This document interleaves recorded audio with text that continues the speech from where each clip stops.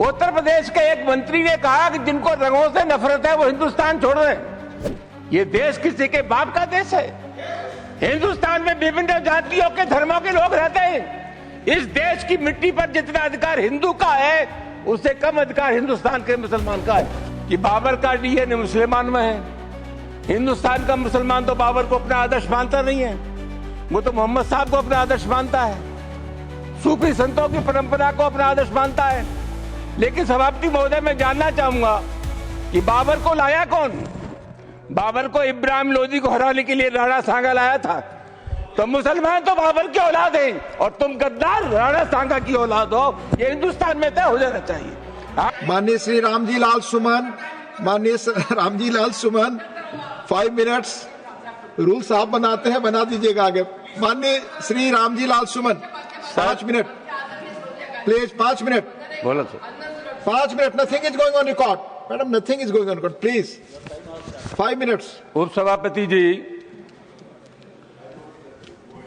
हम गृह मंत्रालय के कामकाज पर यहां चर्चा कर रहे हैं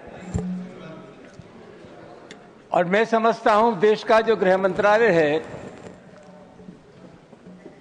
उसका प्रमुख काम है देश की एकता को बनाए रखना, सामाजिक सद्भाव को बनाए रखना। ये पूरा देश एक घर है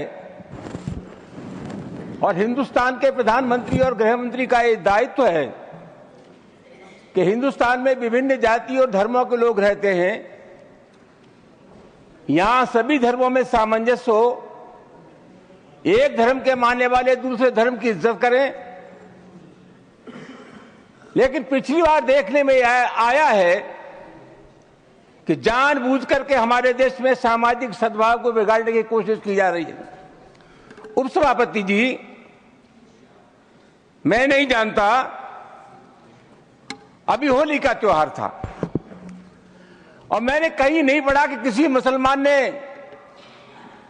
यह कहा हो कि हम सद्भावना बिगाड़ना चाहते हैं या होली के त्योहार में व्यवधान पैदा करना चाहते हैं।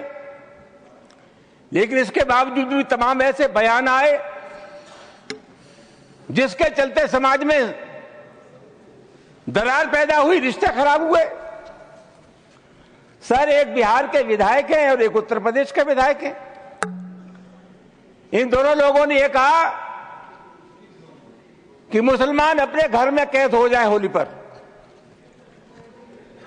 उत्तर प्रदेश के एक मंत्री ने कहा कि जिनको रंगों से नफरत है वो हिंदुस्तान छोड़ रहे हैं। और सभापति महोदय, अलीगढ़ यूनिवर्सिटी में सभापति महोदय,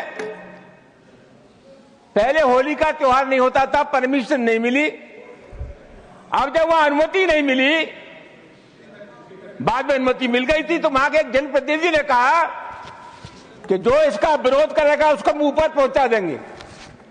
सभापति जी, कानून का राज है या जंगल का राज है? इस प्रकार की जो भाषा बोली जाती है वो किसी भी कीमत पर इस देश की सेहत के लिए ठीक नहीं है। और मैं बहुत अफसोस के साथ ये कहना चाहूंगा कि बीजेपी की सरकार है, बीजेपी का कोई जिम्मेदार नेता या कोई मंत्री इन सब चीजों का प्रतिवाद नहीं करता। यह नहीं कहता कि इस प्रकार की जो भाषा बोलते हैं उनसे हमारा कोई संबंध नहीं है। तो क्या हम मान करके चले कि इस प्रकार के जो तत्व है उनको सरकारी संरक्षण प्राप्त है या इनको भाषा अच्छी लगती है? सभापति महोदय, बार बार कहा जाता है और अभी कहा गया कि जो लोग होली में के त्योहार पर होली नहीं खेलना चाहते, और जैसा मैंने कहा जिनको रंग पसंद नहीं है वो हिंदुस्तान छोड़ दें। उपसभापति महोदय, मैं आपके मार्फत से जानना चाहूंगा, ये देश किसी के बाप का देश है। हिंदुस्तान में विभिन्न जातियों के धर्मों के लोग रहते हैं। इस देश की मिट्टी पर जितना अधिकार हिंदू का है उससे कम अधिकार हिंदुस्तान के मुसलमान का है। राष्ट्रीय आंदोलन में हिंदू, मुसलमान, सिख, ईसाई सब लोगों ने तिरंगे झंडे के नीचे एक कौम बनाई।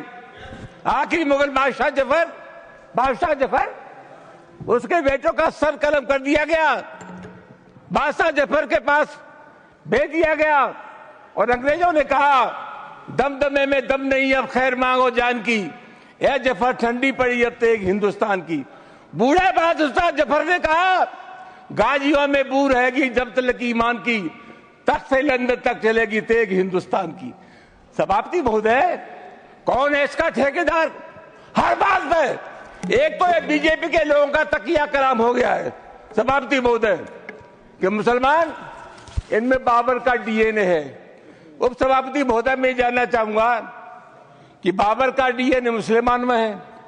हिंदुस्तान का मुसलमान तो बाबर को अपना आदर्श मानता नहीं है, वो तो मोहम्मद साहब को अपना आदर्श मानता है, सूफी संतों की परंपरा को अपना आदर्श मानता है। लेकिन सभापति महोदय, मैं जानना चाहूंगा कि बाबर को लाया कौन? बाबर को इब्राहिम लोदी को हराने के लिए राणा सांगा लाया था। तो मुसलमान तो बाबर की औलाद हैं और तुम गद्दार राणा सांगा की औलाद हो, ये हिंदुस्तान में तय हो जाना चाहिए।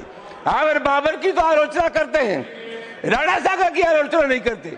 सभापति महोदय, ये बहुत सभापति महोदय, ये देश की एकता आप अनुभवी आदमी है, बातचीत में संसदीय मर्यादाओं का ध्यान रखें, संसदीय मर्यादाओं का ध्यान रखें। वो टाइम है जो भी चीजें संसदीय मर्यादा के अनुकूल नहीं है, की लड़ाई में your time is over, you please sit. माननीय श्री वाई को, ऑनरेबल वाई